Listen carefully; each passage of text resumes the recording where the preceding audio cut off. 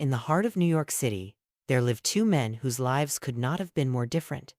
One was Daniel Carter, a billionaire businessman who owned half the skyscrapers in the city. The other was Jack Miller, a homeless man who lived under a bridge by the Hudson River. Daniel had everything money could buy: luxury cars, a private jet, and a penthouse that overlooked the city. But inside, he felt hollow. His days were filled with meetings, stock market updates, and conversations that revolved around profit and power. He was alive, but he wasn't really living. Jack, on the other hand, had nothing: no home, no money, and no family.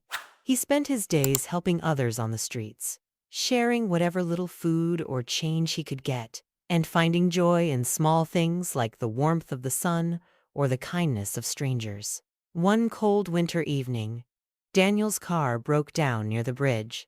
He was on his way to a gala, dressed in a sharp suit and polished shoes, but now he stood helpless on the side of the road, shivering in the biting wind. As Daniel tried to call for help, Jack approached him. "You okay, man?" Jack asked, his voice warm despite the chill in the air. Daniel frowned. "Do I look okay? My car won't start, and my driver is nowhere to be found." Jack chuckled softly. "Well, you're lucky it's just your car that's broken. Come on, there's a fire under the bridge. You can stay warm until someone comes to help." Daniel hesitated. The idea of sitting under a bridge with a homeless man seemed absurd, but the cold gnawed at him, and his phone had no signal. Under the bridge, Jack had built a small fire with scraps of wood. A few other homeless people sat around it, sharing stories and what little food they had. Jack handed Daniel a tin cup filled with steaming tea. "Here, this'll warm you up," Jack said with a grin. Daniel took the cup, feeling awkward but grateful. As he sipped the tea, he watched the group around the fire. Despite their difficult circumstances, they laughed, joked, and supported each other. "How can you all be so happy?" Daniel finally asked. "You have nothing." Jack looked at him, his face calm and thoughtful. "We have each other," he said simply. "When you've lost everything, you learn what really matters.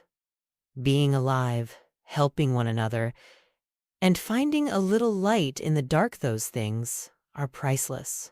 Daniel was quiet, Jack's words stirring something deep inside him. He realized how disconnected he'd been from people, how he had everything but felt nothing. That night, the tow truck finally arrived, and Daniel left. But he couldn't stop thinking about Jack and the others under the bridge. The next day, Daniel returned, not in a suit, but in a sweater and jeans. He brought blankets, food, and warm clothes for everyone under the bridge. Jack was surprised but welcomed him warmly. Over the next few weeks, Daniel spent more time with Jack.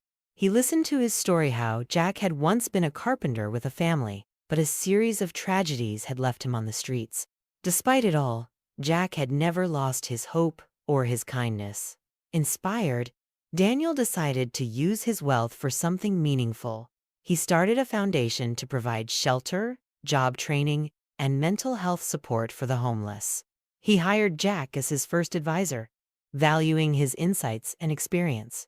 One evening, as they sat by the fire, this time at a shelter Daniel had funded, Daniel said, "You know, Jack, I thought wealth was everything, but you've shown me that being alive, truly alive, is about connection, purpose, and helping others. I owe you for that." Jack smiled, his eyes warm.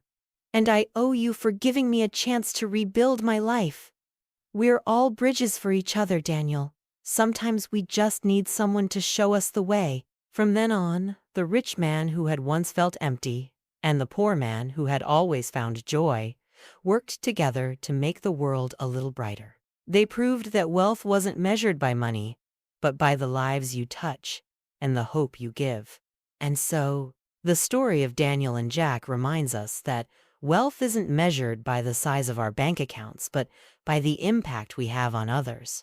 In a world divided by status and circumstances, kindness and connection are the true treasures that bridge the gap. Remember, Life is about more than just surviving, it's about truly living, helping one another, and finding meaning in the moments that money can't buy. Because at the end of the day, it's not about how much we have, but how much we give. And that's what makes life truly rich. If you enjoyed this story about Daniel and Jack and the powerful lesson it teaches, don't forget to like this video and subscribe to the channel for more inspiring stories like this. What do you think is more important, wealth or kindness? Let me know your thoughts in the comments below. I'd love to hear from you.